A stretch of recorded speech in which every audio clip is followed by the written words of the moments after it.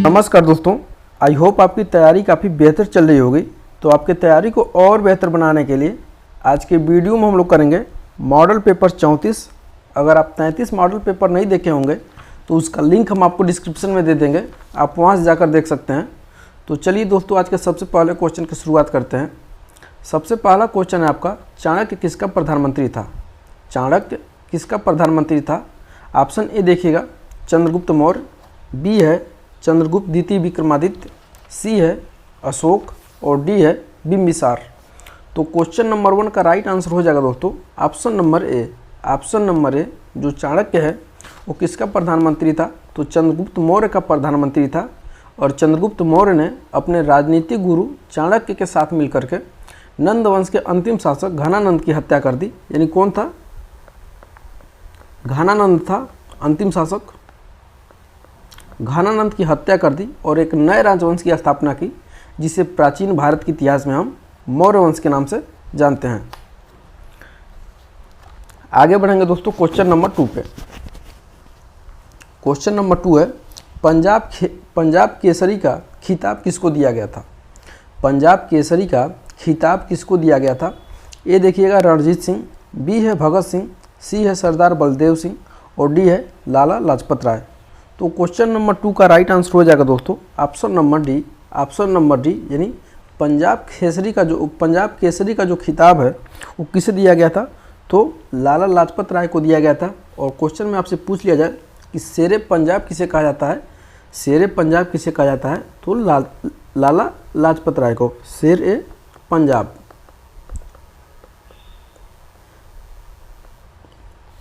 आगे बढ़ेंगे दोस्तों क्वेश्चन नंबर 3 पे। क्वेश्चन नंबर 3 देखिएगा, गुप्त साम्राज्य की स्थापना किसने की थी? गुप्त साम्राज्य की स्थापना किसने की थी? चंद्रगुप्त प्रथम, श्रीगुप्त, चंद्रगुप्त विक्रमादित्य और समुद्रगुप्त। तो क्वेश्चन नंबर 3 का राइट आंसर हो जाएगा दोस्तों ऑप्शन नंबर बी, यानी श्रीगुप्त के द्वारा गुप्त वंश की स्थापना की गई थी। और इसका राइट आंसर हो जाएगा ऑप्शन नंबर बी। बाकी आप चंद्रगुप्त प्रथम के विषय में जानते हैं, चंद्रगुप्त विक्रमादित्य के विषय में और समुद्रगुप्त के विषय में हम काफ़ी डिटेल्स में वीडियो बनाए हैं गुप्त वंश का। अगर आप नहीं देखे होंगे तो ज़रूर देखिएगा। क्वेश्चन नंबर 4 देखिएगा, निम्नलिखित में से कौन सी नदी पूर्व से पश्चिम की ओर बहती है? निम्नलिखित में से कौन सी नदी पूर्व से पश्चिम की ओर बहती है? ऑप्शन देखते हैं। पहला है ताप्ती, दूसरा है कृष्णा, तीसरा है कावेरी और चौथा है गोदावरी। तो क्वेश्चन नंबर 4 का दोस्तों राइट आंसर हो जाएगा, क्वेश्चन नंबर 4 का राइट आंसर हो जाएगा option number A. Option number A यानी ताप्ती। अगर फिर आपसे कभी जीवन में पूछे कि कौन सी नदियां हैं जो पूर्व से पश्चिम की ओर बहती हैं, तो यहाँ पे तो आपको ऑप्शन में दिख गया ताप्ती, लेकिन इसका ट्रिक है समानता। सस हो जाएगा दोस्तों साबरमती,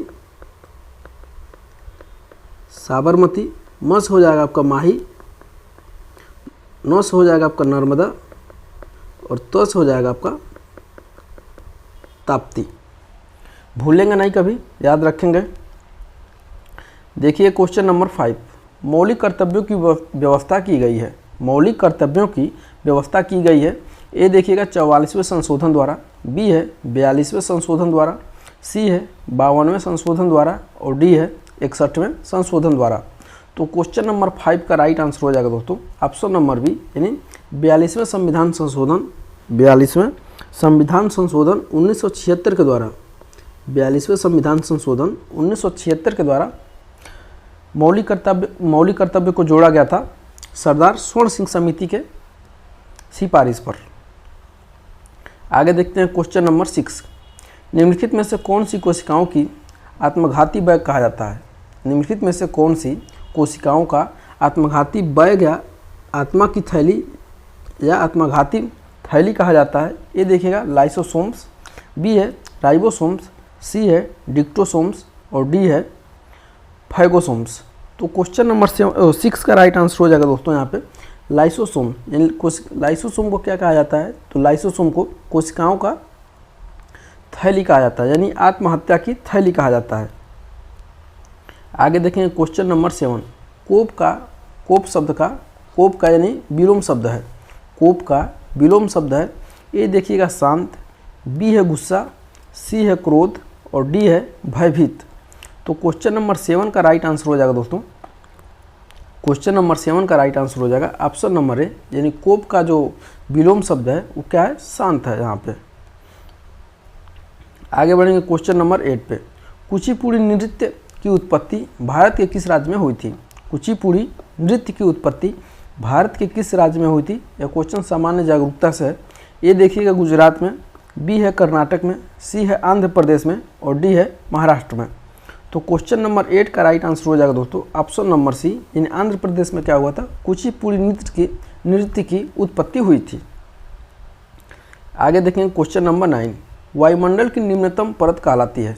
वायुमंडल की निम्नतम परत कहलाती है। ए देखिएगा समताप मंडल, बी है क्षोभ मंडल, सी है आयन मंडल और डी है बहिर्मंडल। काफ़ी मज़ेदार क्वेश्चन है और क्वेश्चन नंबर 9 का राइट आंसर हो जाएगा दोस्तों, क्वेश्चन नंबर 9 का राइट आंसर हो जाएगा option number B, option number B यानी क्षोभ मंडल। यह क्या है, तो वायुमंडल की सबसे निचली परत कौन है? तो वायुमंडल की दोस्तों सबसे निचली परत है वो कौन है, क्षोभ मंडल। और यहाँ पे क्या होता है, ऋतु तथा मौसम संबंधी, ऋतु तथा मौसम संबंधी, ऋतु तथा मौसम संबंधी सभी घटनाएं, लगभग सभी घटनाएं